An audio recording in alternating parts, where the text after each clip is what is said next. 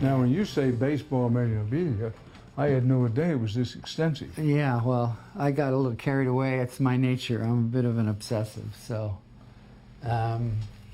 these are all Hall of Famers, and I tried to do it for around period. Now, Christy Matheson signed ball has to be fairly rare. It's pretty rare, yeah. Yeah, I was lucky to get that one. I learned the hard way that, because I bought one many, many years ago for more money than I would admit, and it turned out to be a fake. And of course, it just, when a collector buys something fake, they become obsessed with getting the real thing. So I didn't stop until I found it. These are all Yankees, 27 Yankees ball, and Babe Ruth, Mickey Mantle. I'm a big fan of Mickey Mantle's when he signed baseballs, and he was a little in his cups, as they say. Yeah. He would write nasty things. Well, what do you think? Best switch hitter of all time? Yeah, I mean, just incredible player. This is something a bit different. These are presidential signed baseballs. Mm-hmm. Now, why is a Canadian collecting American presidents? I don't know.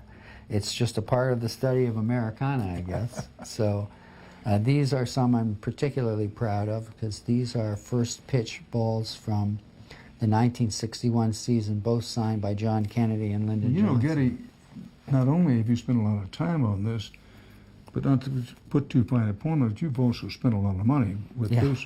Some of these things in the collection are dear. They're dear, yeah. But I started a long time ago. They're certainly more dear now than they were when I started. And, so they turned out to be good investments. Well, maybe. Let's hope. You know, for my kids, they're going to be hard to part with, but I guess the kids should do well when I'm gone. Now, you mentioned that you tried to practice some. Yeah. Can you throw a pretty good changeup?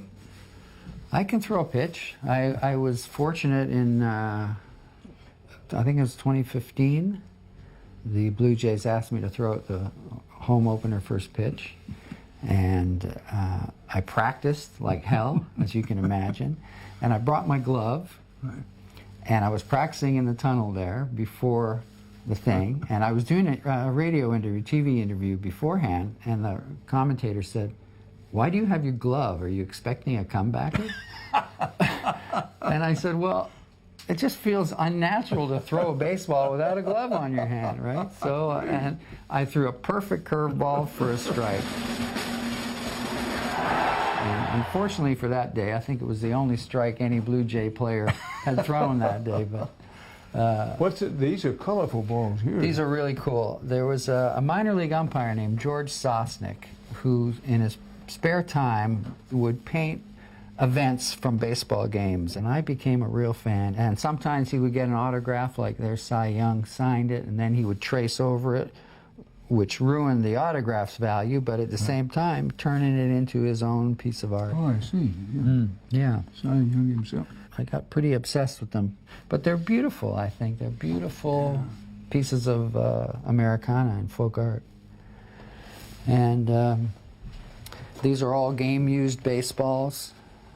That's from the 1993 All-Star, where I sang the national anthem that day, and so I have some souvenirs from that, and these are all baseballs from All-Star games. I hope there's a recording of that. I'd love to hear you sing the national anthem. You have such a distinctive voice. Well, I think it was the slowest version of the Canadian national anthem ever performed.